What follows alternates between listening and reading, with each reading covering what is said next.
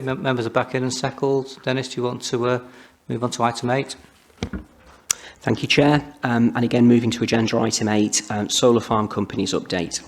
The purpose of the report is to update Cabinet on the management of the regrows generated from the Council's solar farm investments, including seeking Cabinet approval for the future management of regrows. As members will have noted, Section 3 provides a brief introduction and background. Regrows, renewable energy guarantees of origin, were introduced in the UK as a result of the European Union's Renewable Energy Directive, which was adopted in September 2001. The Renewable Energy Guarantees of Origin regrow scheme provides transparency to consumers about the production of electricity that suppliers source from renewable electricity. Regrow are virtual certificates of authenticity for renewable energy generation. The regrows act as a guarantee to energy consumers that the energy they are using is backed by a green source of generation, even though there is no physical link between the generation and the end user. Under the regrow scheme, one certificate is produced per megawatt hour of energy produced for solar, wind, tidal energy, hydroelectric power or other sources that the scheme defines as renewable on an annual basis. Section 4 highlights the significantly changed regrow market. It notes that in December 2019, regrows were traded at around 20 pence a certificate, but hit a record high of £20 in October 2023. It goes on to draw out some of the reasons behind this changed reality. Section 5 will have been considered by members in advance, but it gives greater detail of the 3 Warrington solar farms and their relationship to the scheme. Importantly, for this report, in Section 7, the financial considerations are stated. Regrow certificates are a tradable commodity. Regrow auctions are held monthly throughout the year, with the annual auction for 23-24 generation 23-24 generation regrows in June 2024. To date, Warrington Renewables Hull Limited has been retaining enough regrows to cover the council's usage, with the remainder being sold on the open market. It is now, however, proposed to sell all regrows generated for the 23-24 financial year, with the position being reviewed annually. As the regrows are sold at auction, as the regrows are sold at auction, it is very difficult to estimate the income that can be generated from the sale of regrows. However, Table 1 gives an indication of the potential sale income that could be realised. Finally, given the number of regrows available in the UK, given the number is limited in the United Kingdom, the market for selling them has become much more competitive, resulting in huge increases in the sale value. This provides a significantly increased income source for the solar farms. Ultimately, the reason for recommendation is to maximise the financial returns for the council's solar farm investments. In conclusion, I move the report, and Cabinet is recommended to 1. Note the arrangements in place between Warrington Renewables Hull Limited and npower Limited and the link to the Council's energy supply contract. 2. Note the risks set out in Section 4 of the Part 2 report and approve the sale of regrows generated by Warrington Renewables Hull Limited for the 23-24 financial year. 3. Note the risks set out in Section 4 of the Part 2 report and note the changes to the arrangements in respect of the energy generated by Cirencester Solar Farm and Warrington's own buses. 4. Upon completion of the registration of the regrow scheme, to approve the sale of all regrows generated by Cirencester Solar Farm Limited. 5. Note Section 4.14 of the Part 2 report. And with that, I'm happy to take comments or questions, Chair, again noting that this has a Part 2 under Agenda Item 10. Right, it's open for the debate, members. Any questions or comments? No, I think with the observation is that it's been a successful investment.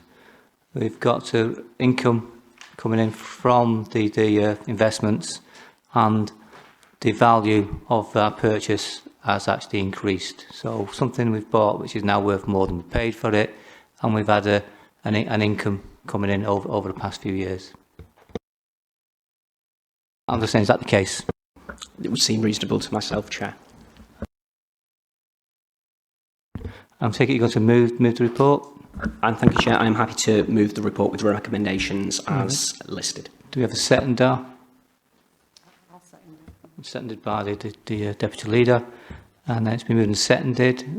All those in favour? That's a unanimous decision. That's the last of our Part 1 reports. Does anybody want to move Part 2?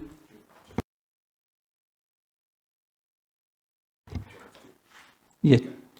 I'll just move it, then we can. Yeah. So then we want to move Part 2, and seconded by John. What I'm asking for now is, rather than just moving Part 2 and then moving into Part 2, I want to ask Matthew then to explain why these items are being moved into Part 2 and how they qualify there. So we all have a good understanding. Experienced council will know why we're doing these sorts of things, but I think general public will watch and may not understand everything what we're doing. So I think it's a good idea to have our legal officer to explain why we have to move some items into Part 2 and then give a rationale and reasoning behind that. Thank you, Chair. The Leader's asked me, given that it's a new Cabinet, some new Cabinet members, to go through the process that you're currently considering. As you'll be aware, as with all committees, including the Cabinet, there are some access to information rules, which mean that no less than 5 working days before the meeting, the agenda and the reports will be sent to you, but also will be made available to the press and to the public.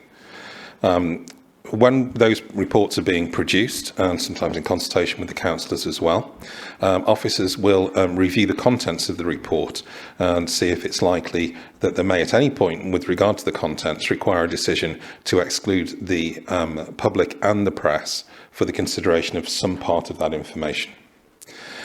So what they will do then is the officers will then make a decision as to withhold that information from the public and from the publication until it gets to this meeting, when you'll consider whether or not it's confidential or not. And that's why you have, for those who prefer paper, you have the pink paper, which the public will not receive. Obviously, if you look on the website, those Part 2 reports will not be, as we call them, Part 2 reports will not be there. So when we get to the meeting now, this moves from officers being precautionary and wondering whether or not you are going to consider this in public or not with all the information. It moves over to you. This is your decision, okay? And what you are looking to do is to consider the information that you've been through in the reports and decide whether or not there is certain information within it that needs to be considered to the exclusion of the press and the public. Now, the law says there are certain categories which need to be considered, and those are in the report as well. They're in the agenda and in the header to the actual Cabinet reports. And it's important just to go through those. The whole list of them is contained within the Constitution. Part 4, Section E has a whole section on access to information rules.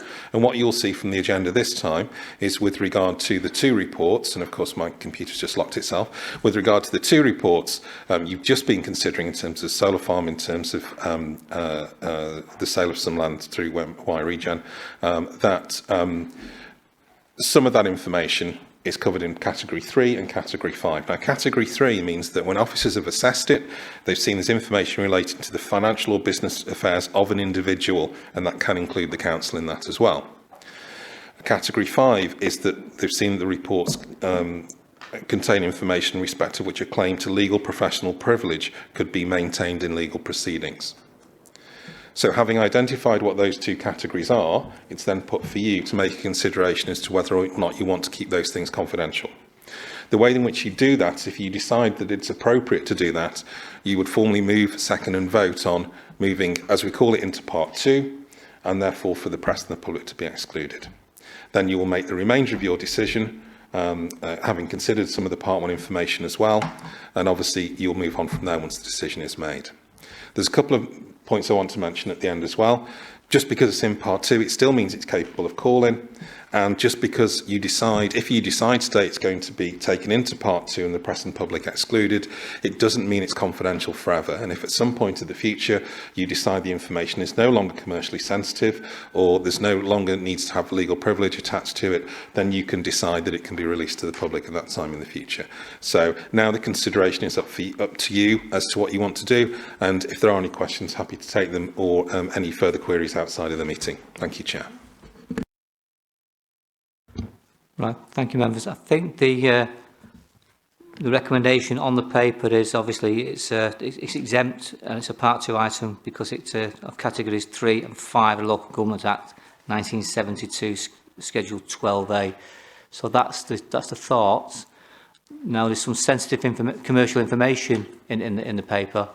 Would you like to proceed, or it's been moved and seconded to move into part 2 and not disclose the commercial sensitive information? Well, I'll say that's a vote, moved and seconded, so this item to part 2. Is it not unanimously? Is one to, yeah? It's unanimous, yeah, that's fine. Is agenda item 10, which again, this one is confidential because it's and part 2 because it's again category 3 of the Local Government Act 1972, again as a commercial sensitive information enclosed in the report, which the could be damaging if we allow that out at this time. So again, that's recommended to move that into part 2 as well. Is there anybody want to move and second that report, which is report item 10? It's moved and seconded. Are we all in favour? It goes into item. That's unanimous again. So then again, we'll be moving that into part 2, and then, but you're making a conscious decision that you're going to protect the sensitive information which we've held in the report.